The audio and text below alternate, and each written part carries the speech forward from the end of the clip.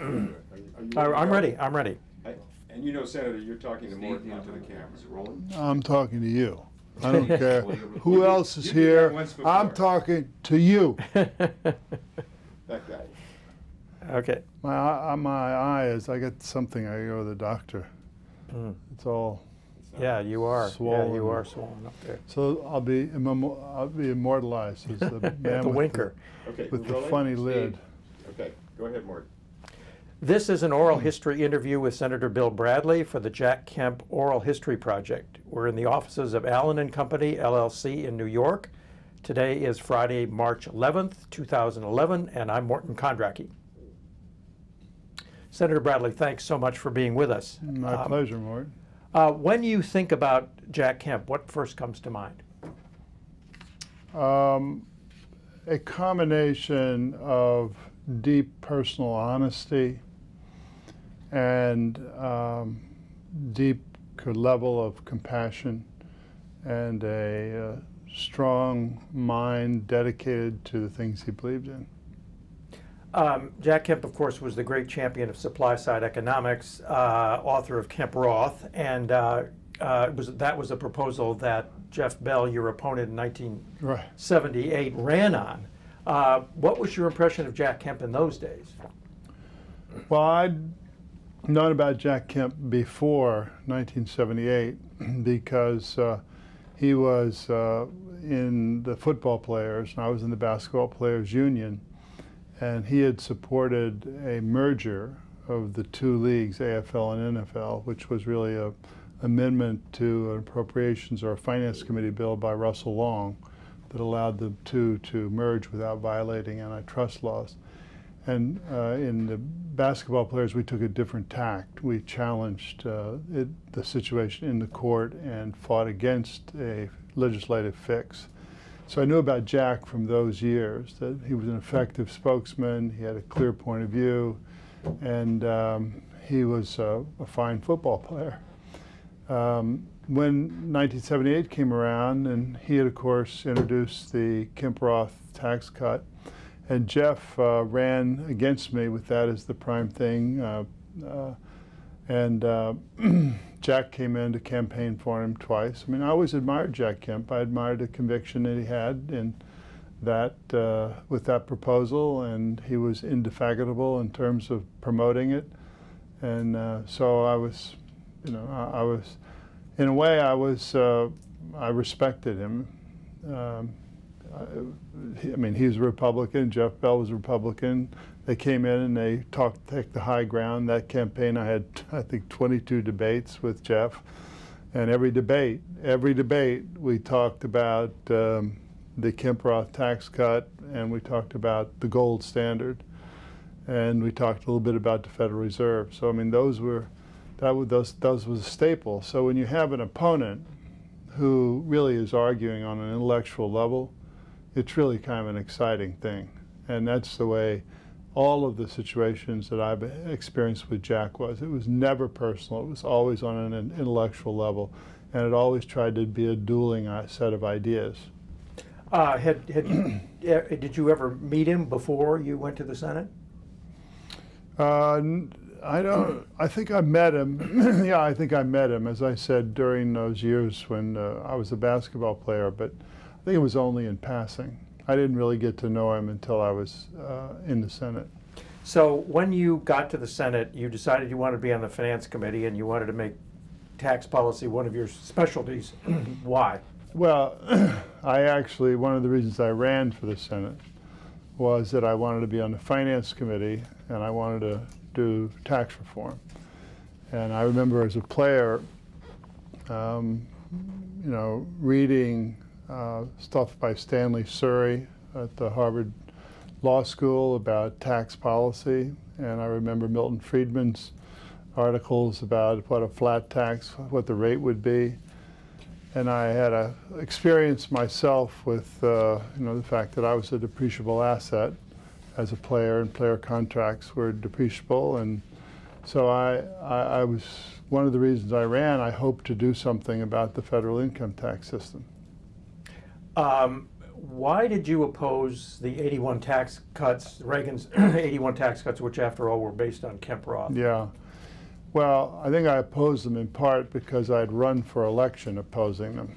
I'd been elected opposed opposed to the proposals that were put forward by President Reagan at Jack's insistence and suggestion.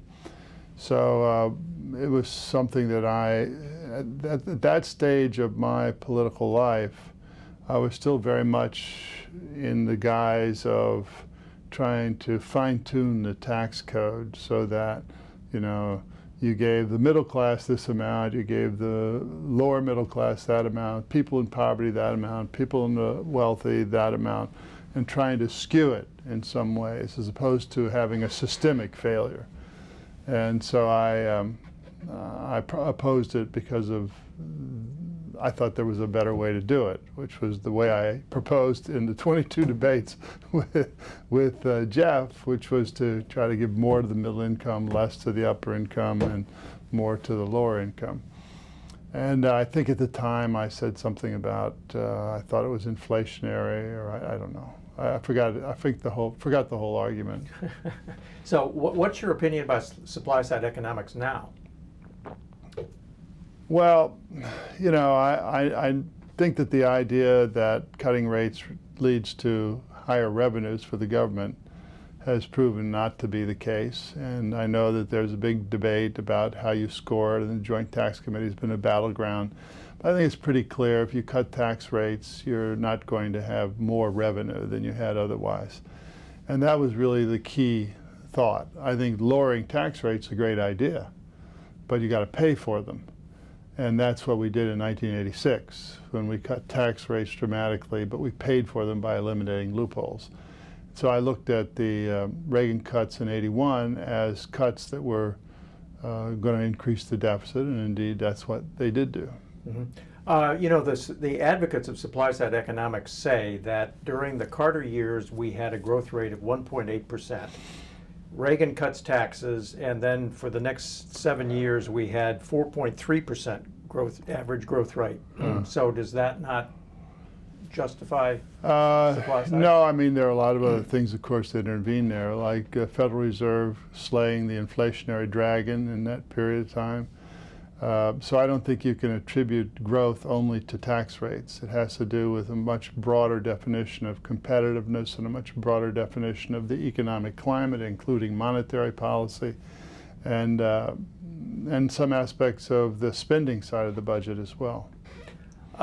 Were you surprised when supply-siders, Irving Kristol, Jeff Bell, all those people thought about endorsing Bradley Gephardt and in fact came up with their own tax reform solution? No, I think that Jeff, at least, and I had conversations with him, and as a matter of fact, the day the bill passed the Senate, he and I had champagne in my office. So the reality is I thought that he felt that partly because of the debates that we had, that I had come to see that lower rates were important and the marginal rate was important.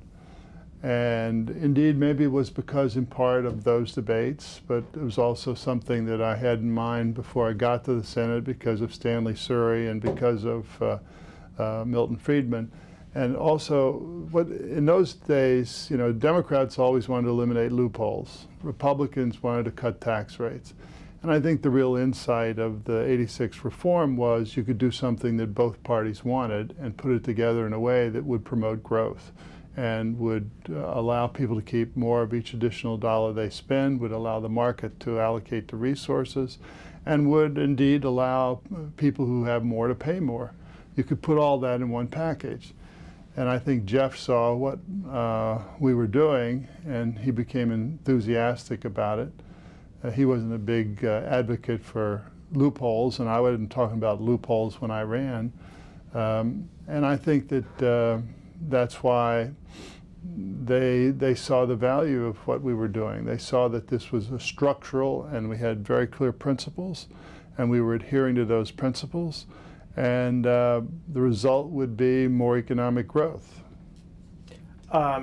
So you might say, you know, when you talk about economic growth in the Reagan years, that 86 might have had a role. And I also remember in 86, Paul Volcker coming to me and saying, look, he can do a lot with interest rates, but he's not going to be able to overcome the speculation in real estate simply with interest rates. And so when we slayed the speculative dragon and loopholes with the 86 Act and eliminated a lot of particularly the loopholes that encouraged people to invest in various real estate projects only to save taxes and not to make money in the project itself, I think that he was very positive about that, and that was another aspect of positive reinforcement for me. Couldn't one say that Bradley Gephardt was in a way supply side-ish? Sure, you could say, yeah, I mean, if you define supply side as cutting tax rates, yeah, because we cut tax rates dramatically. And if we cut the marginal rate, and I think that what people who are supply-siders look at more than other things is the marginal rate. So we were cutting the marginal rate. So I was pleased to say, you know, we had supply-side adherence and we had traditional Democratic adherents have been trying to get at these loopholes for years by simply making the rich-poor argument. And what we say is, look, we're all in one boat here. These are aspects of the tax code that make no real sense, so we can get rid of them. At the same time, we cut tax rates so people can keep more of each additional dollar they earn. Mm-hmm. That's the marginal tax reduction. When you started thinking about tax reform, did you consider competing ideas like value-added tax or progressive consumption tax? No, not really. I mean, you know, when I started because, as I say, of Stanley Surrey, Milton Friedman, and that influence in the mid-'70s. Stanley Surrey was who? He was a professor at Harvard Law School, tax professor, specialized in tax law. Right. I remember Russell Long used to talk about Stanley Surrey as being, you know, one of the, he doesn't know what he's talking about and so forth, but he played a very important role in establishing the concept of tax expenditures. Then Joe Peckman in Washington began to also essentially follow what he had said, or they might have done it contemporaneously.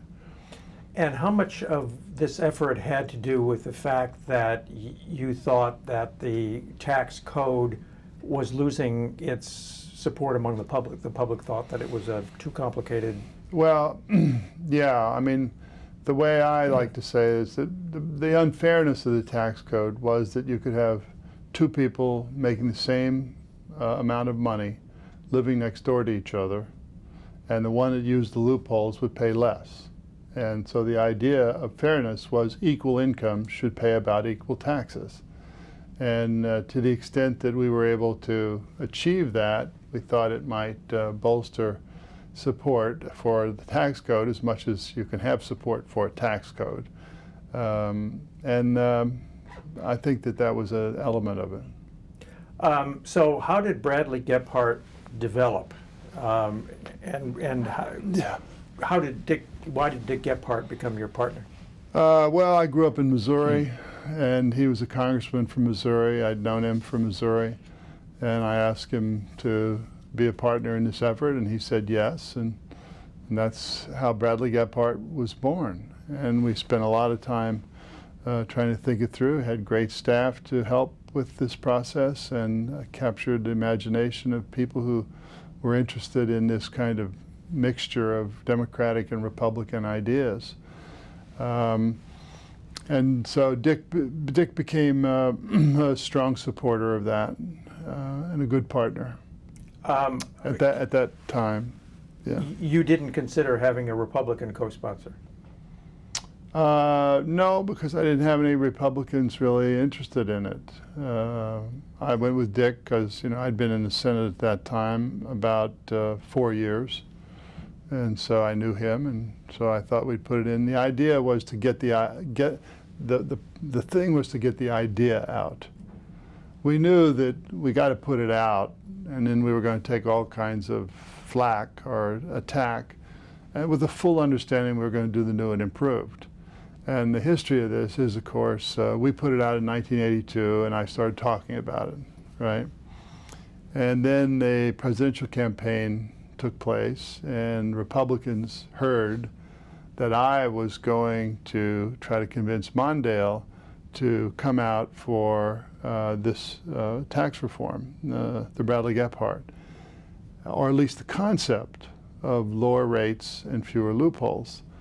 And of course, I argued to the then vice president that would have allowed him to take the whole tax argument from the Republicans, because he could be arguing for lower rates.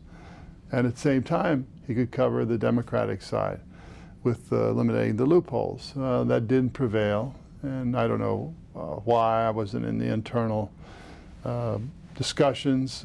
I think possibly, it might have been because when he was in the Senate, he was on the Finance Committee and thought this was an impossible task and nothing could ever be done like this. And the old battles would be the battles that would be fought between, those for the upper income and the poor and so forth. But at any rate, he didn't adopt it. He didn't adopt it in his campaign, but the Republicans heard about the fact that we were making this case, and therefore to preempt that, in the middle of the campaign, Reagan said, I want to have a study for fundamental tax reform, lowering rates and eliminating loopholes. And he didn't actually say that. He said tax reform, which was translated into lower rates and eliminating loopholes. And that was how the cooperation began. And when I saw that, I thought, well, that's great. I wish Mondale had done it, but Reagan's doing it. So let's see what happens. Let's see if it's a political ploy in a campaign to avoid or to parry a Democratic proposal, or whether he's serious about it. And so then when he was reelected, they did the study, the tax reform study. And it was reported back, and it was a pretty good piece of work. It was good tax policy. That was at a time where tax policy was really done by professionals. It wasn't politicized. It was done by professionals, the Joint Tax Committee and then the Treasury, and they were good people. And so they put this out, and I thought, well, that's interesting. They really have kind of they moved in the direction I'd hoped they moved in. And then I had to say, well, okay, they put a study out, but are they really serious? And at that time, Don Regan was the Treasury Secretary, and Baker was at the White House. And I remember over a Christmas vacation, I arranged a secret meeting in Florida with Regan. And we had lunch, and we had a blunt conversation, at the end of which he knew I was committed, and I knew that he was committed. And so that's how we began to cooperate. The secret meeting was when and where? Was over Christmas in 1985. Mm-hmm. Something. And then, of course, Jim Baker went to the Treasury, and with Dick Darman, we had a very close working relationship. And the reason tax reform happened was because we had chairman of the Finance Committee and the Ways and Means Committee, who each had their own destiny entwined with it and wanted it for their own political reasons and personal reasons. We had a president who was committed to it broadly, and we had a Treasury Secretary and a Chief of Staff who said they'd spend what needs to be spent to get behind it. And, the Democratic chairman was Dan Rostenkowski of the Ways and Means Committee, Bob Packwood in the Senate, and I became like constructive staff to both of them, try to make the arguments wherever I could. And literally for 4 years, all I talked about was tax reform. I mean, it got to be so bad that I was on a Sunday talk show, and it was recorded. It was local in New York, and it was recorded on a Thursday night, rebroadcast on Sunday morning. And so that's at the time when I was still watching myself on television, right? So I was there, and our daughter was about 9 years old at that point, and she had a little friend with her, and I said, hey, Teresa Ann, stick around. Dad's going to be on TV. As the guy said, Eyewitness News, Conference of the Air, Senator Bill Bradley, stick around. Dad's going to be on the air. She elbowed her little friends. Come on, let's go. All he's going to talk about are loopholes. So that's literally true. So how much contact did you have with Kemp as the bill was moving through the House? I talked to Jack frequently. He was a part of the Baker, Packwood, Rostenkowski meetings that we would have. We met 2 or 3 times, and I think that the reason he was important is he was a leader. He was in the leadership, and he also was someone who had a long history of being for lower rates, and someone whose honesty was unquestioned, and he could add a lot to the debate. Did you do events together? We did some events together. Yeah, over the years we did a lot of events together on tax reform. And it kind of gave a very nice picture to have these 2 guys up there, one a football player, one a basketball player, one a Democrat, one a Republican. And they were both concerned about the same thing, and if there were any disagreements, which there were rarely in this context, they were openly expressed, but they were both headed in the right direction. And people would look at this and they'd say, that's the way it should be. If you can get broad agreement, and I remember Russell Long always saying, if you pass something 50-49, chances are it's not going to stick. But if you pass something 80-20, it's got a good chance of sticking. Did you have any kinship with him as 2 former professional athletes? Yeah, I've always felt very close to Jack because of our common background. I mean, I think that there is something to the experience of competitive sports at the highest levels, team sports, that creates a bond. When you're on a championship team, you have a bond for your life. The 2 Nick championships, the people there are like my brothers, truly. And when we see each other, there's kind of a common assumption about what life is and how you experience something because each of you gave yourself to the benefit of the rest in order to achieve what only a team can achieve, which is a championship. So there's that bond with that championship team.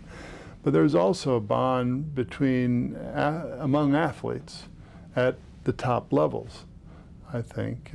Did you talk to Jack about your I didn't talk to shared Jack experience? about, what was it like to be a quarterback. No, it was more that he knew, it was almost nonverbal. He knew what I was thinking and I knew what he was thinking in terms of what was important and how you behaved, how you treated a teammate. And in this sense, we were on the same team. And the respect that had to be given. And besides, he was just fun to be with. I never saw Jack Kemp say a bad thing about anybody. And for me, that's the mark of his character. That it's always easy to take a pot shot at somebody. But I never saw him do that. I mean, he'd come back and start ripping on some economic idea that we might have had a disagreement about. But he always would end up saying, "Well, yeah, but we agree on more than we disagree." And I think he had a very special quality. I liked him a lot. I enjoyed talking to him. I enjoyed being with him. He was irrepressible. He had real commitment to a set of ideas. I thought that we shared something very deep, in part because of sports, which was our commitment to racial unity in the country. And the fact that, I lived in a black world. He lived in a quasi-black world. I don't know the exact makeup in football. But the idea was we recognized how superfluous somebody's skin color was. Either caught the pass or dropped it. You either hit the shot or you missed it. You either passed when you should or you just kept it and were selfish. And so I think that was a real bond. That was a real bond. And I think there was that common assumption that if either one of us could, in our own way, move our collective humanity a few inches forward, that we'd feel really good about what we had done. And I tremendously admired the number of times he challenged his own party to keep their head out of the sand. And when he was doing this, you know, there was a segment of the party that was Philadelphia, Mississippi, where Reagan kicked off this 80 campaign. And Jack constantly challenged that element of the Republican Party. And he did so bluntly, but with a great spirit, and which I guess he didn't offend anybody. I don't know what the deal was in the party, but for somebody in the other party, he just admired him so much. And that was the case you know, the last time I saw him too. We were on a television program during the Obama campaign, and I think it was Fox or some interview, and the interviewer, I don't know who it was, Hannity or somebody, started hammering on Reverend Wright. Reverend Wright, Reverend Wright, Reverend Wright. And Jack basically said, hey, that isn't the issue. Why don't you shape up, right? And, you know, I was very moved. Let me take you back to tax reform. Tell me about the opponents of tax reform, both the institutional opponents and who their representatives in Congress were, because they were tough, right? Well, the purpose of the reform was to split the business community. And we did that by eliminating the loopholes of some businesses and cutting the rates for other businesses. So we were able to build a business coalition in favor of tax reform. And that business coalition were kind of services, retail, that kind of thing, that had higher marginal tax rates and didn't use the various loopholes to reduce their effective tax rate. And the people who were hit were resource industries, some real estate, et cetera, who had to pay a higher rate because their loopholes were eliminated. And that was a conscious strategy as an element of the overall strategy. And I think that even those people who had benefited from it, they grumbled, but they couldn't argue with the value of lowering the rate. And when you said to them, look, how are you going to pay for it? You're either going to cut out the loopholes or you... And I remember we had, in the Finance Committee, we had about 30 hearings. And I would ask the same question of every panel at every hearing. And that is, you know, how low should the rate go if we're going to, you know, eliminate loopholes, including capital gains? And it came down to two schools. One school said the rate was 10%, we'd still need a differential for capital gains, right? That's what I call the theological view of capital gains. Other people said, well, you know, if you get the capital gains, if you get the top rate down to 28, which is where our capital gains was, that'd be all right. We could live with that if all income was taxed at 28. So we put a provision in the law that said that the top rate was 28, but that if the top rate ever went up, there would automatically be the differential for capital gains. In other words, capital gains would never be more than 28. And that was in part because we recognized that the lower marginal rate had a much more profound impact on the economy than the kind of system where you have a lower rate for this or that or the other thing, but the whole system is so complicated that it kind of deters investment and or assumes that members of the Finance Committee and the Ways and Means Committee actually know how to steer the investment for the overall growth of the economy, and therefore will provide lower rates for people who buy certain machines or have certain kinds of business structures, and that I always felt was just kind of baloney. And the real thing was to have the broad business community know if the rate was low, how they wouldn't have to seek to do all the things that businesses do to avoid paying tax. They could just do the productivity work and produce their widget or whatever and go on and have a successful business. So how did, excuse me. So how did you persuade Russell Long, who I believe you've described as the king of loopholes? I never convinced Russell Long. And to the very end, he was an opponent. And I remember there came a decisive moment in the committee where he had something that he wanted for oil, right? Now, we'd eliminated some of the big things for oil, but he wanted to have a very special provision that would have allowed investors to invest in oil, to actually be able to write off more on those other oil investments, et cetera. We had a big debate in the back room behind the Finance Committee of the whole committee, which was kind of rehearsal for the, and we had a vote on his provision, and he prevailed by one vote. And I felt that, you know, there was at least one person there that would have voted with Russell in private, but I bet he wouldn't vote with Russell in public. And so I decided I was going to raise the issue.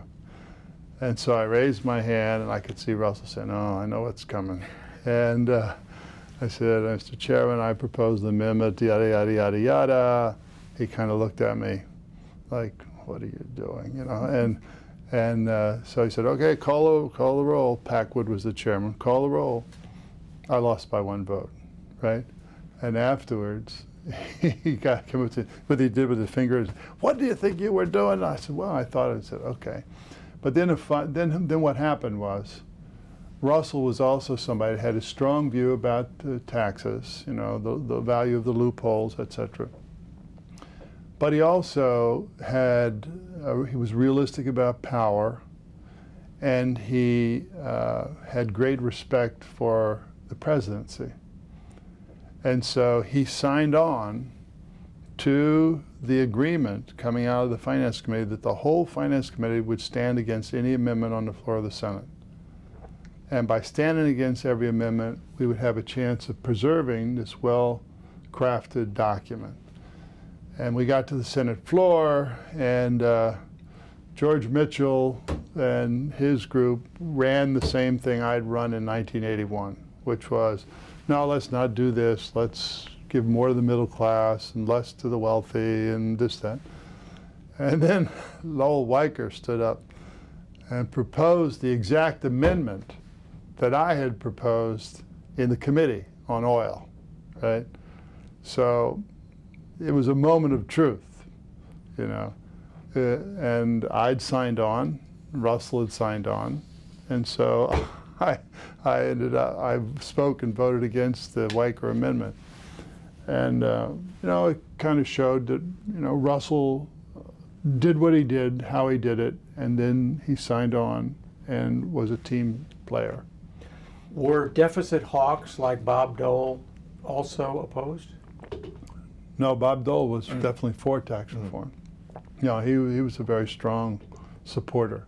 What about other deficit hawks who were primarily concerned with? No, deficit hawks didn't have an argument because ours was revenue neutral. And the irony is it was a revenue neutral bill. In other words, whatever we lost with cutting rates, we got by eliminating loopholes. And it ended up that in the following 2 or 3 years, the upper income, top 10% or top 15%, ended up paying more of the total tax bill than they had prior to the reform. So that, you know, even though the rate was cut, there was more revenue coming from the top 10%, largely because they didn't seek to avoid paying taxes. They paid it, and most people felt, gee, that's a pretty good rate. I do have a responsibility as a citizen to pay taxes, so I can go along with that. Did you have any trouble from charities who tend to want high Well, rates? you know, when we did the first level of reform, we put a few things in there that upset the mortgage interest people, the charity people, property tax people, inside buildup for pension people, even some of the healthcare people on the employer exclusion. And so we, in thinking about it, because the tax system at that point was so bloated that we could get plenty of loopholes closed, and we made a decision that we weren't going to touch the sacred loopholes like mortgage interest, property tax. I remember I introduced this bill in 1982. In 1984, I had my re-election campaign, and the original Bradley Gephardt bill had done something on property taxes. I forget, I think we let it be deductible against the lower rate but not the top rate.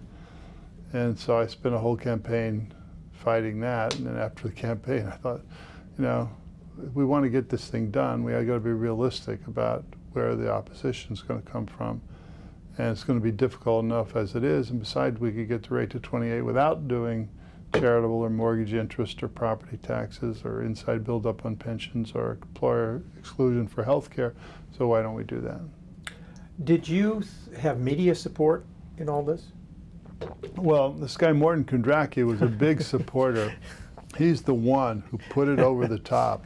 Okay. No, did we have? Yeah, I think that, you know, people would say. Let me ask that question again. No. People would say, was this a big popular issue? The answer is no. I mean, you know, I'd done my homework so that I knew how I could sell it in my state of New Jersey. Because New Jersey had the highest tax rates and used the fewest number of loopholes. So it would benefit by having the rate cut, but wouldn't be hurt as much as natural resource states would by eliminating the loophole. So I had my story that I could tell. But it wasn't a highly emotional issue. It was too complicated for people. So the battle was really among the interest groups and the Washington media and the media generally. And I think that the media treated us very fairly and positively, because I think they are smart people and they saw the structure, the principles, and understood what we were trying to do.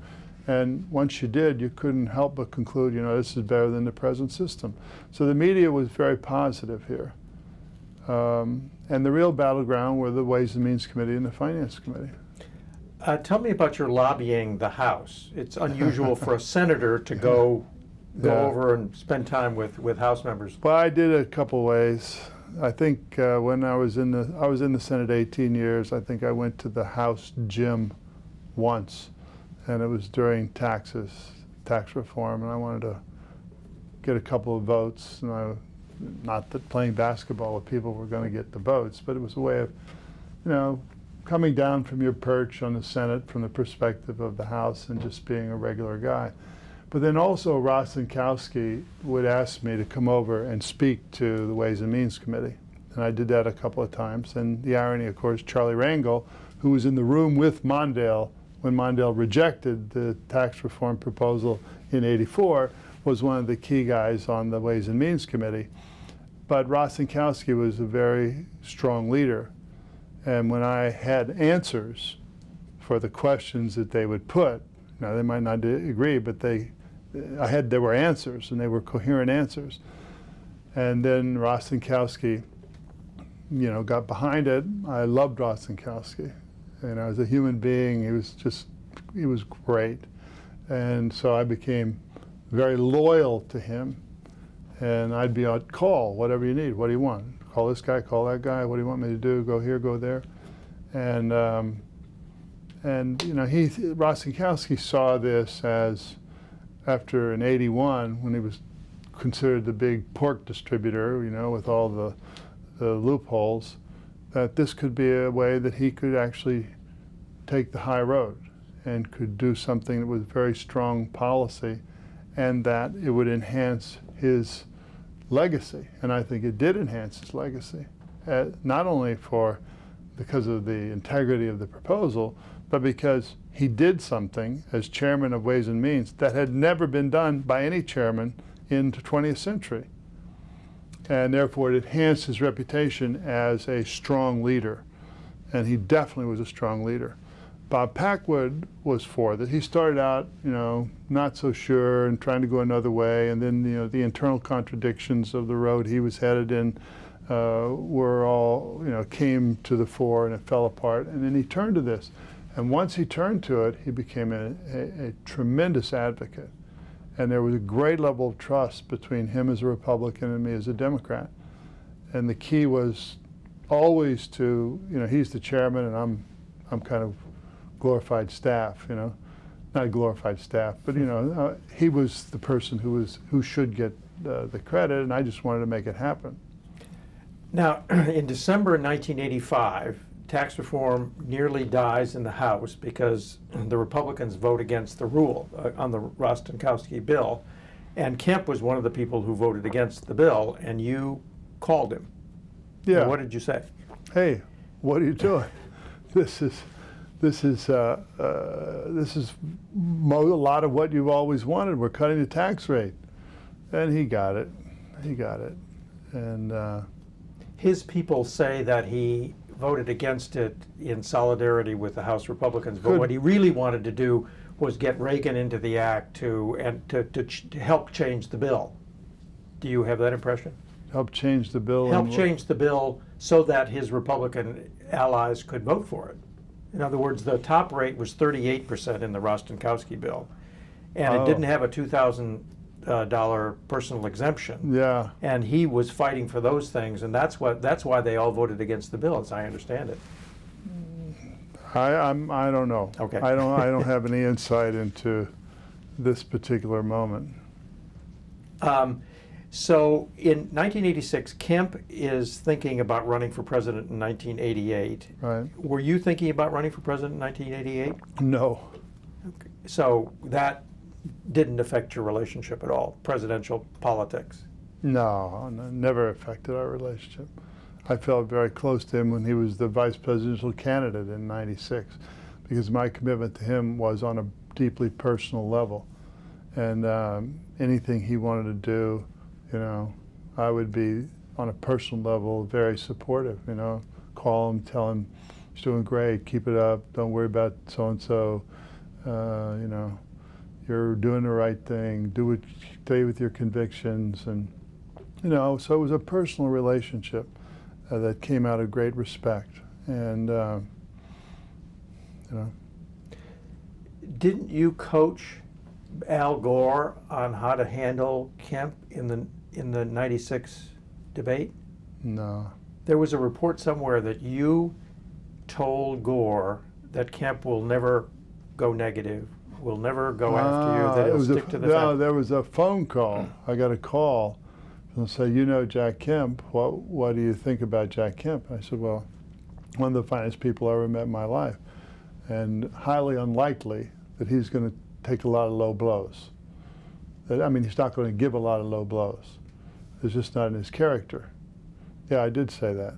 It was not a personal coaching session. It was a phone call. Does it And strike it proved to be true. It proved to be true. And, he was too positive.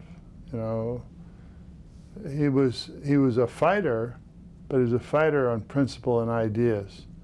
He was not, a kind of gutter fighter who would use any tactic at all to advance his own self-interest. And I admire that tremendously. And I think that's the best of politics. And that's why I think he's an example of the best of politics. Did it ever strike you as odd that here he was an NFL player, the ultimate contact sport, and he didn't play politics as a contact sport? No. I had that a little bit too. No, if you've been hammered physically, you know that no blow that is delivered mentally will be as bad as any physical damage that you've sustained. And so there's a kind of triviality to some of the gutter comments in politics, that if you are an athlete, that deep experience, you're able to rise above.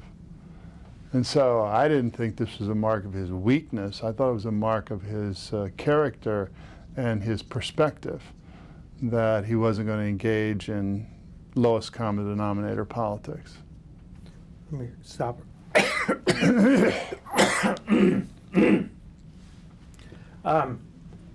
When the bill finally passed, who did you celebrate with? When the bill passed, I had my wife, my chief staff person, my chief of staff and Jeff Bell, and we went and Jeff Bell, and we went back to my office and had a bottle of champagne. You missed the signing ceremony at the White House. Oh God, yeah, I did. I did.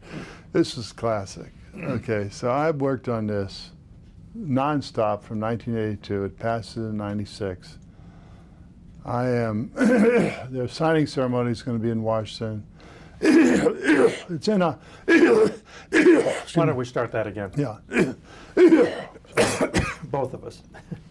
We're nearing the end here.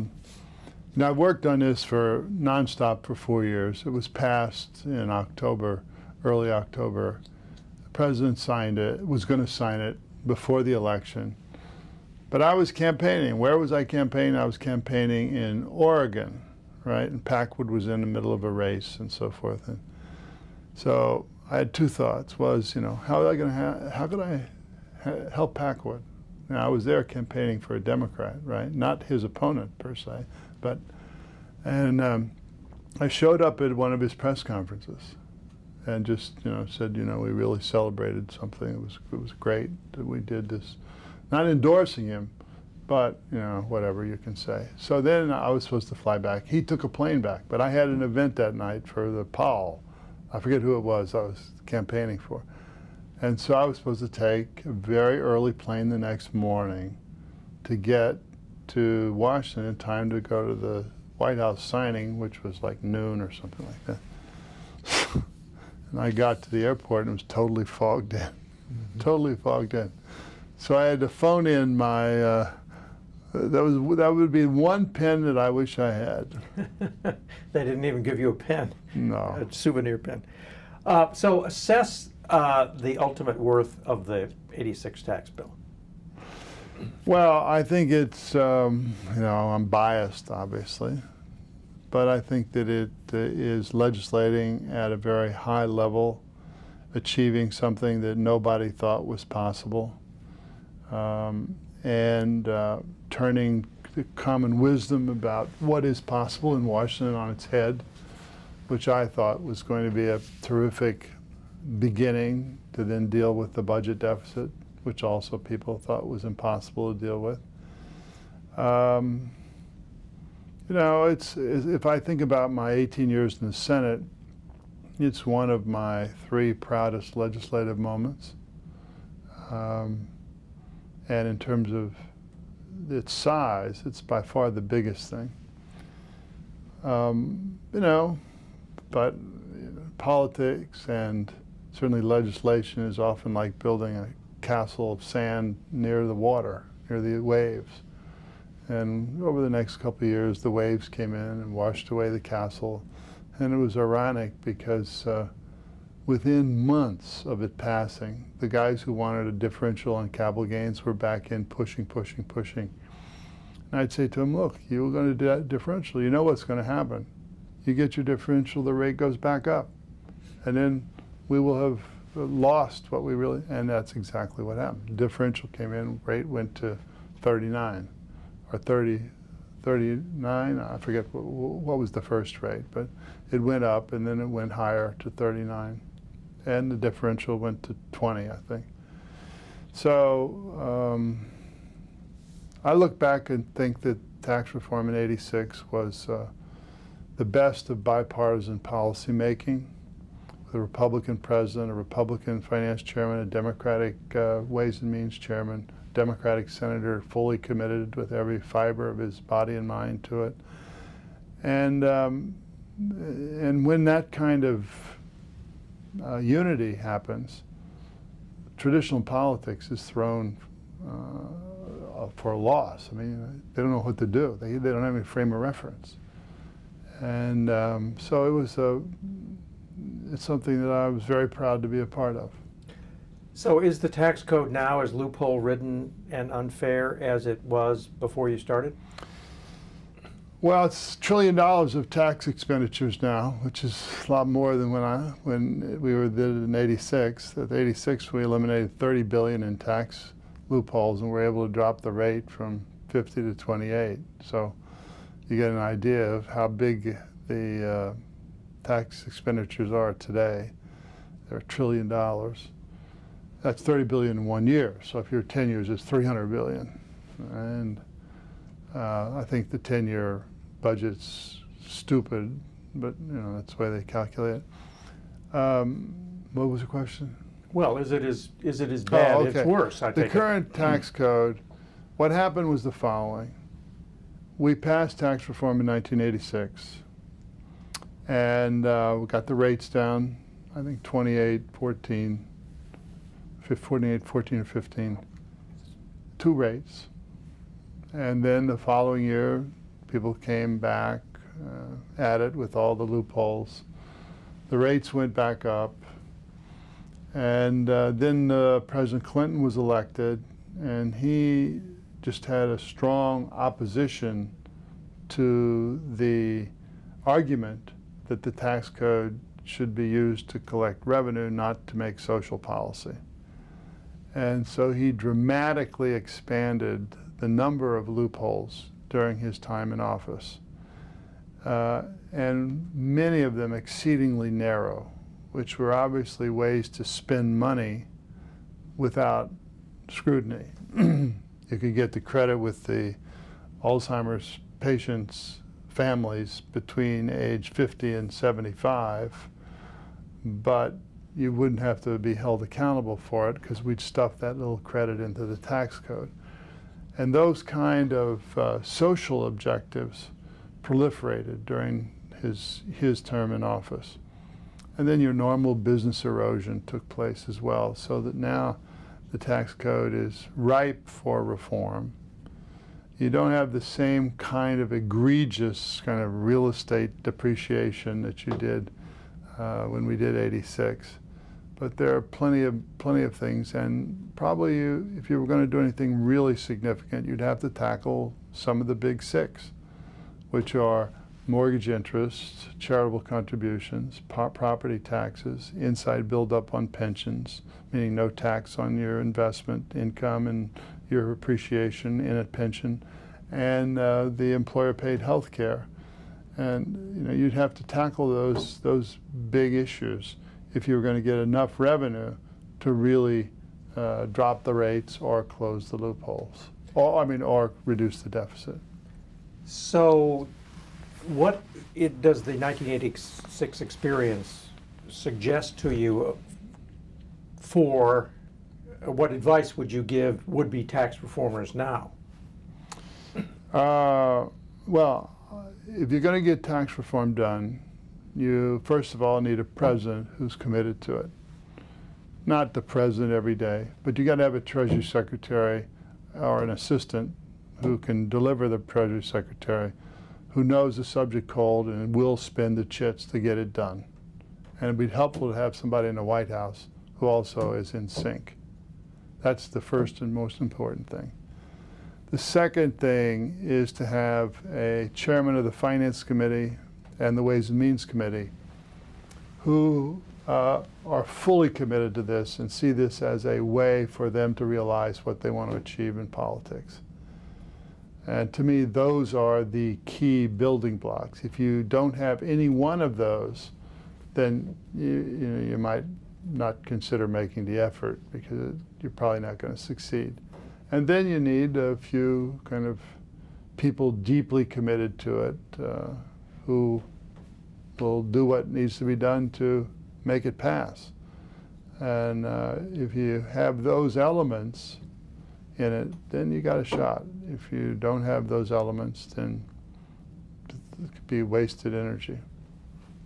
Do you have any of those elements now? I don't know, you tell me. I don't think so. Let me just, we're almost done here. You and Jack Kemp had a shared interest in monetary policy, and you did some events together, and you were even in favor of the gold standard for a while. No, not that, but yeah. So the so-called Kemp-Bradley-Kemp monetary summits in the mid-'80s, after tax reform, and around the same time.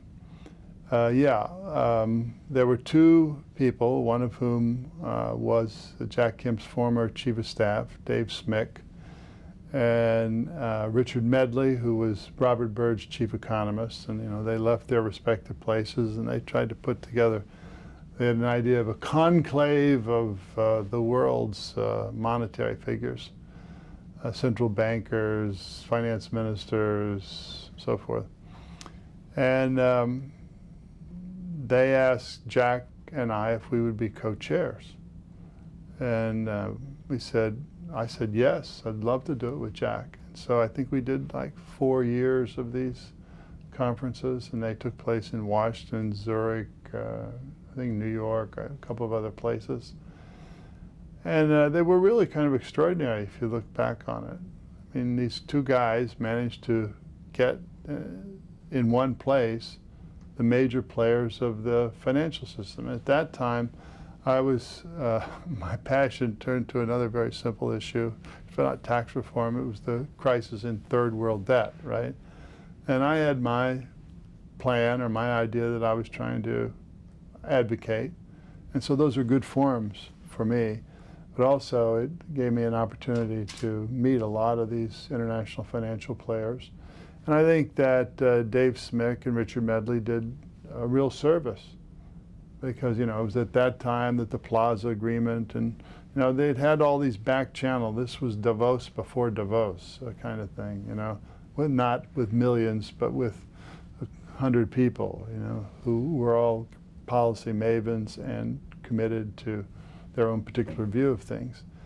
And there were always diverse opinions. There were always guys who wanted the gold standard. There were other guys who wanted, to have restructuring of third world debt. There were other guys who wanted countries to go bankrupt and start anew.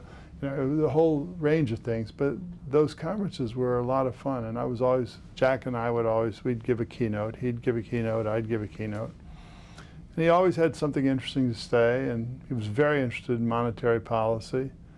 And he had some touchstone academics that he, I think, listened to, and always had interesting things to say.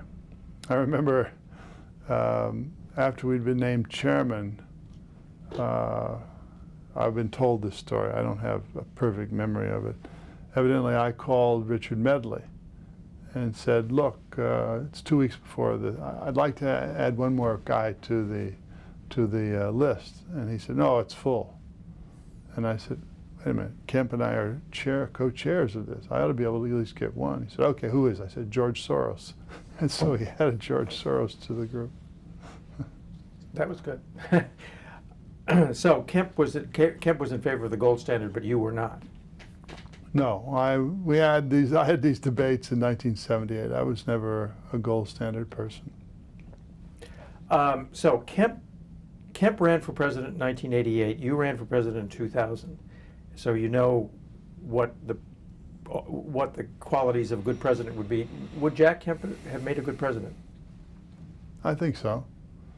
I think that the most important thing for a president is to have, I think, a outstanding character and vision. And Jack had both. And another quality that is essential that politicians don't really realize how important it is likability. Why do people think so much of Reagan? He was a likable guy, even his opponents. No opponent says bad thing about Jack. And so likability would be important. And then the ability to delegate. A great leader has to know how to delegate, and I think Jack did. I think he would have been a fine president. And and getting back to the whole racial thing, I keep coming back to that because it was really such a bond. I got kind of emotional earlier, but here we were on this Fox television program and Hannity hammering on Reverend Wright, Reverend Wright, Reverend Wright, and Jack just called him off. Just called him off. And it was like he just hit him almost. I mean, just, hey, where he was really tough was not in attacking someone, but in setting the boundaries for what was civil debate. And he basically said that day, hey, cut it. This is not the issue. Get beyond this. Don't keep playing this card.